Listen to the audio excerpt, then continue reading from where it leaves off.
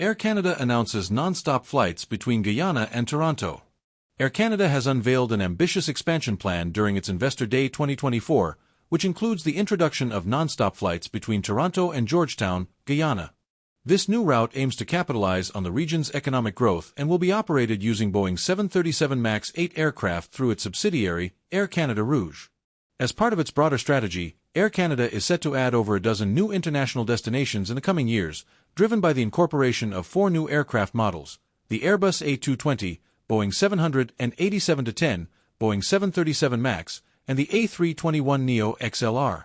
The airline's expansion will strengthen its operations across its main hubs in Toronto, Montreal, and Vancouver, with a goal of achieving $30 billion in annual revenue and enhancing profitability by 2030.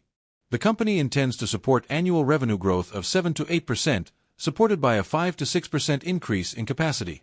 Air Canada has diversified its market across its 3 hubs. Toronto serves as the global hub, Montreal leads in transatlantic routes, and Vancouver specializes in trans-Pacific connections. The airline's current capacity distribution includes 21% for domestic routes, 34% for the Atlantic, 16% for the Pacific, and 10% for Latin America and the Caribbean. In addition to the new route to Guyana, Air Canada is prioritizing Latin America in its expansion strategy, with plans to introduce 8 new destinations. This includes the relaunch of services to Lima, Peru, and new connections to El Salvador.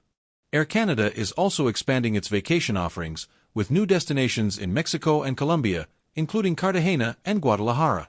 Furthermore, the airline plans to resume flights to Rio de Janeiro and introduce services to Fortaleza in Brazil, catering to the demand from Canadian tourists.